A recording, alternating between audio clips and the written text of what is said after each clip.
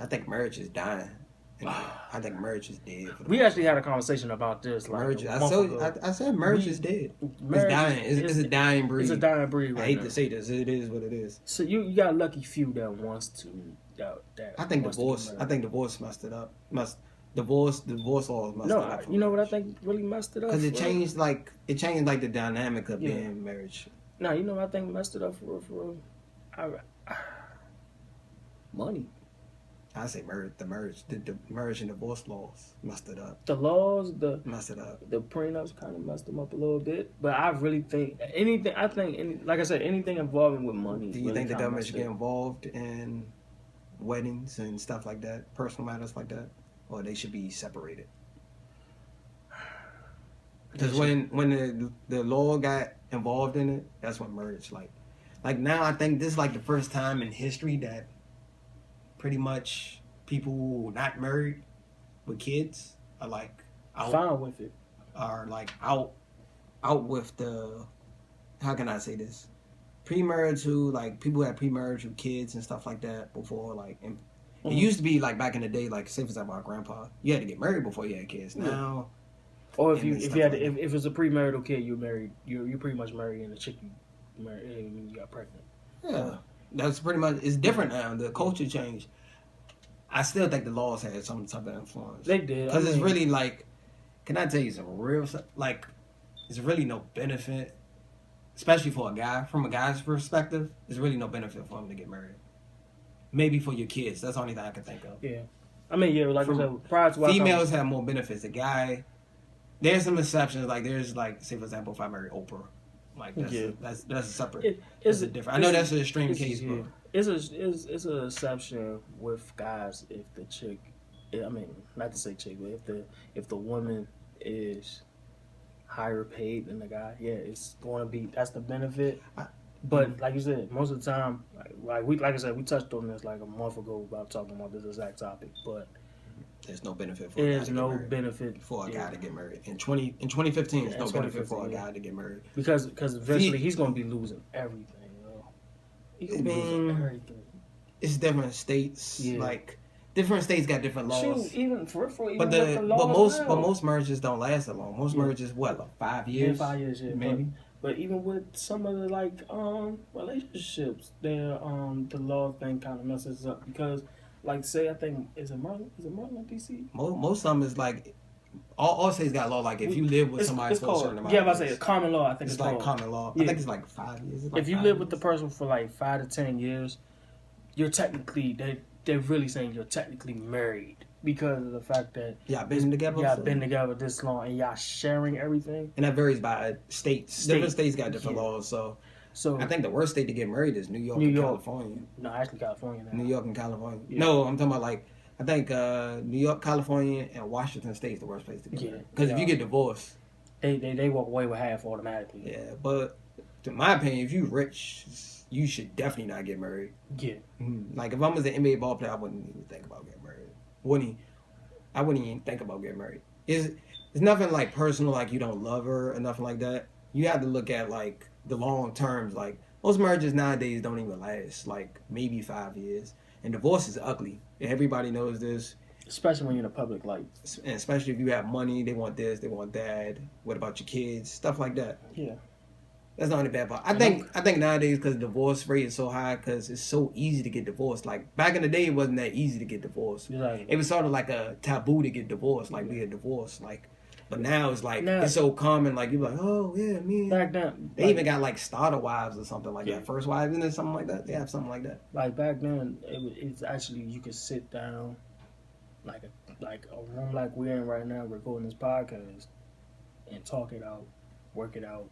And go continue on with your lives the next day. It's not like that no more.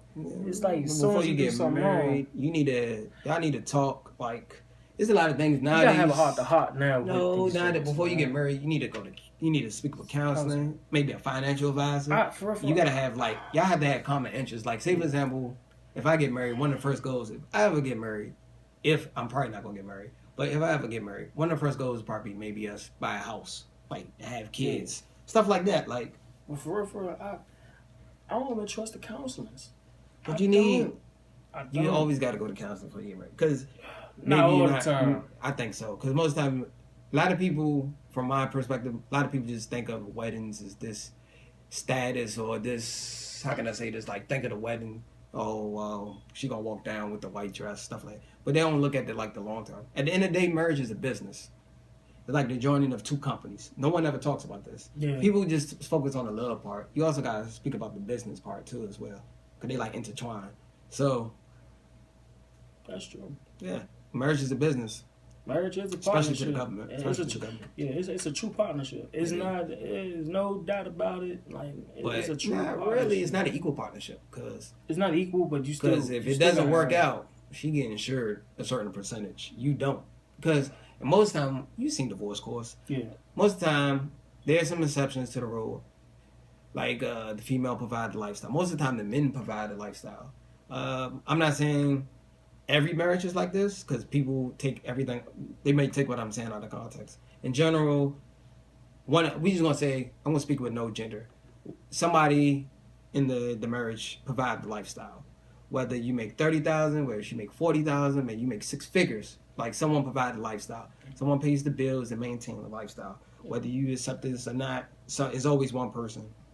In a marriage, and now it's like to the it's even like that in just a relationship, and without even being like contract. There's always somebody to provide the lifestyle. Yeah, because now it's like now we at a time where I say like a good 50%, maybe 60% now, because it's not because of the rate of women that's out now.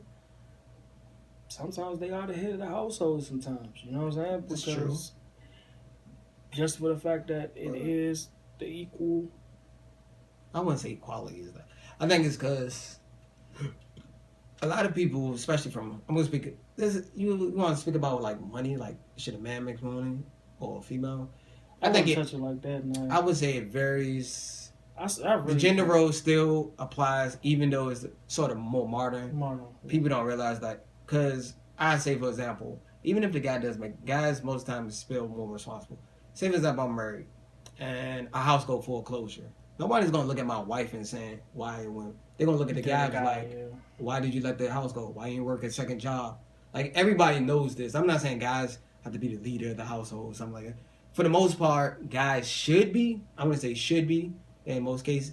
It varies on the situation. Like, if I marry Oprah, I already know I'm not going to be the head of the household. Yeah. That's an extreme case, but say, for example, like that. I already know that. But a guy should try to at least... should be bringing more bread. You should be the bread, especially you should be like somewhat the breadwinner. I'm not necessarily like, oh, you're a tyrant or something like that and you're running, but you should provide a lifestyle for it, and you should pass that on to your kids. There's just certain things like our parents taught us this while we going. We are us as men, or us as men in general. Our pops technically told us we are the ones that take care of the house. You know what I'm saying? Like, we the ones that I would say it's more responsibility on the guys. Yeah, it's more. I'm not saying that females don't have responsibility. Females do have responsibility, but everything pretty much more fall on the guy. If everything goes south, it's always most of the time it's on the guy. The guy. Everybody knows it, but no one ever like. There are females that's running a household, which I respect. I respect them for doing that, but I say more from a guy standpoint. If you not in a financial situation, you don't necessarily have to be richer than her or rich. At least you just bring something up. You have to bring something to the table, not just, oh, I'm bringing love. That love and Care Bear stuff, that's not... That was that relationship, that applies when you like 16, 19, you buy her Jordans or something like that. But once you get like 30, you get like in a serious relationship, you're talking about like buying a house, buying a car, something serious like... Yeah, because even like now, I mean, what's the most that they could tolerate with you living with your folks? That's the most they tolerate from you right now. I mean... The standard they go down a lot. The standard going down a lot. Like, I told you, there's a lot of single people. He's just desperate. Yeah. When the desperation hits someone. Yeah. Because, I mean, at times, you know, it was all or nothing. Now I always believe in the concept. If your money's not right, you should not be dating. You should not be dating if you don't have your money right. Especially from a guy. I'm talking about especially for a guy. Girls get, like I said, girls should have money, like you should just be about, both sexes should be about getting money regardless. But or just bettering yourself. But a guy, like most time the guy pays, and generally the guy pays. I'm not going to speak into the stereotypes and the generalizations. We all know most of the time the guy pays when we go out. So a guy should at least, I say, if you can't afford to go on like a $50 date, you shouldn't be dating. That's just, it is what it is. You don't necessarily have to go anywhere expensive. Like, I'm not saying you got to take her to Roof Chris or Benihana's. No, unless you got it like no, that. Not no fun with your child off the first date. Nah, you could settle. What about a rule about spending money on the first date? What would be the max? That would be the thing. I would say don't spend a lot of money on the first date. Not on the first date. I wouldn't say on the first date because for real, like I said, it's an audition. Like it's not. Yeah, that could really be your first. This why I know people say stuff like your first date is your first impression. Blah blah blah. It's the same thing about the job. Yes, that's true. But so what if you gotta look at it? You gotta. Some people are late bloomers. I think I look at it like cutting your losses, like knowing when to cut your losses. Like for example, I'm gonna say risk and rewards. Yes, you can take the risk and take her to Benihana, spend $200 on a date. But what if she says, you know what? I know you spent $250 on this date, but I'm not really feeling you. That's the risk involved. Yeah, that's why I say sometimes you try to cut your risk. Yeah, if you want to take an L, don't try to take a big L. Take like a little L. That's how I look at it. Exactly. I would say, $50, $60 is not bad for a first date, depending on where you're going. Like, it's cheaper dates you could go. Yeah. I'm not trying to make excuses for like broke people, but like unless you got it's it like that. It's a good choice sometimes. Sometimes the movie and the dinner is your best option. That's so stereotypical. You don't have to go to movie and date. But you know what I mean though. Movie and date, that's like maybe $50. It's stereotypical, but that's shoot, you can even do bowling for real. Bowling is very inexpensive. Bowling was like $10 for both y'all to bowl one game. Maybe 20 at the max. Y'all can get something to eat before you go because bowling alley is overpriced. Yeah. You can go get something to eat. Like you can go sit down at a restaurant. Like Fridays, spend like $30 and go bowl. It also depends on the person too, though. Because it depends on who you're asking. It does depend on who you ask. Because you got some of these chicks out here that be like, nah, I'm not dating a man. Now let's see, he's gonna take me to the one to find it. One of them chicks. Yeah, that's a sign that you might not want to deal with that person. Might want to date with this person. Like. It shouldn't be about like how much money. I always tell people it's not how much money you spend; it's how you spend it. Like I said, it's how you spend it. Like back to my point. Like you can spend $300 on a date going to like a fancy restaurant, but y'all not having fun. Not exactly. You're not. And I'm no not chemistry. You can go like bowling, or you can go like somewhere like a carnival or something and have fun, like amusement park. Anybody that know me, like anybody that's real close to me, and work outside of work from my personal life, they know I'm one of like. I can't be in a boring place. I have to be somewhere moving or somewhere entertaining. That's why most of the time when I do go dating or something, it might be like a concert, it might be bowling, it might be something entertaining, something that, you can move around, move your body. That's just me. I think first date you should do something interactive. You shouldn't do something like a movie. Because movies, like, you're not really talking, y'all just watching a movie. Yeah. Then you could talk. You can talk about it after. Yeah, but it could bring up some conversation. I think then a movie's not a good date idea. I think bowling, because y'all interacting, y'all can talk junk. Y'all be like, oh, I'm about to win this game. You can interact. She don't know how to bowl, you can show her to bowl. Yeah, she know how to bowl, she'll show you how to bowl. Yeah. It's more interactive. That's why I always tell people, like, because, but it also, some chicks don't like certain things. It's also depending on the person you're dating. The person dating may not like bowling. That's all the person you dating may not like playing basketball or something, or going to a basketball game or going to a concert. It depends. Like, it's so many factors you can factor in. Yeah. But I probably say first date, try to do something interactive. It makes a whole lot. Carnival, I think it will be a great idea. Like, especially if y'all like win something like a teddy bear or something. Yeah. You can always hand that. You can hand it to her. You can go on rides. Y'all can have fun on the rides. Ferris wheels. Your first impression is your best impression. You gotta give a good impression. Like something she be like, oh yeah, we had such a good time. Yeah. You gotta at least show them that you could be a entertaining person at the same time. Yeah. You got to. And females gotta show their entertainment. Yeah. You can't just be sitting there looking pretty all day. A lot of females be thinking like they coming to see a show, you gotta make them laugh. And, like, but it's a two-way street. Yeah. It's always a two. That's the end. I mean, that's how. How long do you think it should be before you be? How long before you start dating? You consider like a relationship? Is it 3 dates? You know how they say the 3-day rule. 3-day rule. Me personally, I think you already know how you want to date the person after the first date. Well, really, like even before the first date. I sort of have to agree with you. But the rule, if the rule was in play, if you ask me, I think it's. I don't think it's 3. I think it's more 2. I think it's 2 dates. You'll know if you date. If 2 dates. Yeah. I think when you start talking to somebody, you know. You can picture like, oh, I can. You know what their mind is at. I see what their mind is at. I can see myself being with them. Yeah. That's how I look at it. Before the first date is just like, that's why I say you should talk to somebody for a while. So your first date won't be odd and you're like, oh man, what do you do? Oh. She already know everything. Yeah. Y'all already exchanged enough info about each other. Y'all know where their heads at. Yeah. A lot of people don't do that before. A lot of people just, I just booked this girl. It's like, oh yeah, we going out next week. No, that's not. No, that's not good at all. You should see first get the number, then start. Every girl's not worthy of taking on a date. Exactly. And every guy's not worthy going out on a date. Yeah. That's just how it is.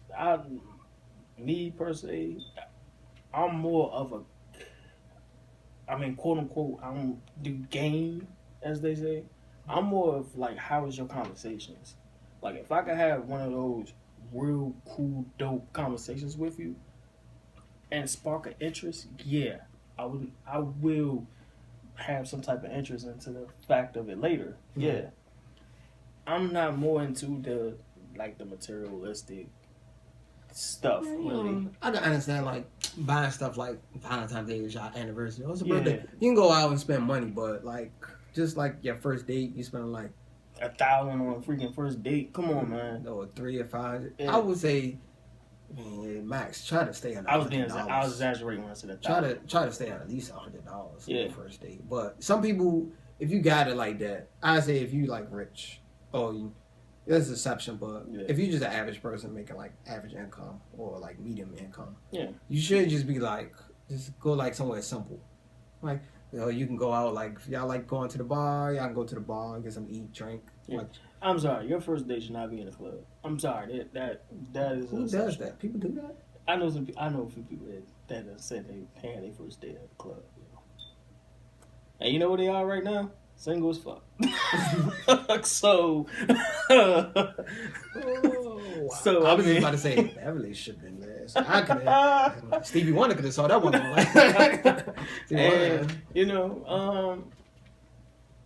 yeah, man, it's gotta be. I think me personally, like I said, it's gotta be proactive. Like I gotta be at like a concert, a bowling, go-kart. I think go-kart probably like one of the dopest things you could do for a date. But I mean, that probably is one. That's a good date. That is a good date. Six Flags, like, most sleeper first. I mean, not first date, but dates in general. It depends on the person. Haunted houses on Halloween. That would be a good date for a lot. I think go-karting, bowling. Try something out of. I always say try something out of the ordinary. Yeah. Like don't go to dinner movies. Like that's more like I look at dinner movies like y'all already together. Y'all been together for a while. Like y'all don't really need to talk. Y'all can just go watch a movie and stuff like that. Y'all pretty much claim each other after that. Like it's like, oh yeah, let's go to a movie. Something we can agree on and go see that. But yeah, I mean, it's gotta be something proactive. Like you can't just go somewhere. You just sitting somewhere for like an hour and a half just looking at the freaking walls the whole day. Yeah. So, anything else we want to touch on dealing with the whole relationship? Because we might make this into 2 parts. So the first part is going to be friend zone, and the next part is going to be relationships. Yeah, probably. We can say this one like that. So. I think we good. I think we touched on everything. Yeah, we touched on everything. So, all right. Y'all go ahead. Make sure you hit the like button down below. Comment, subscribe. We would like to hear your input. Also, follow me on Twitter at Josh, the movie guy. We're going to leave the links down below. And all right, my Twitter, tay.1987. Email, delonte.hinton@gmail.com. Make sure y'all hit that like button. And don't take it to Red Lobster. She may not deserve no cheddar biscuits. There's no cheddar biscuits, man. No cheddar biscuits. And so go ahead, hit that like button, leave a comment, man. We all open up for all suggestions. You know what I'm saying? Yeah. So this is going to be. We do read your comments and we try to reply back in a timely fashion. Yeah. So that's it for this podcast, man. Peace and love, man.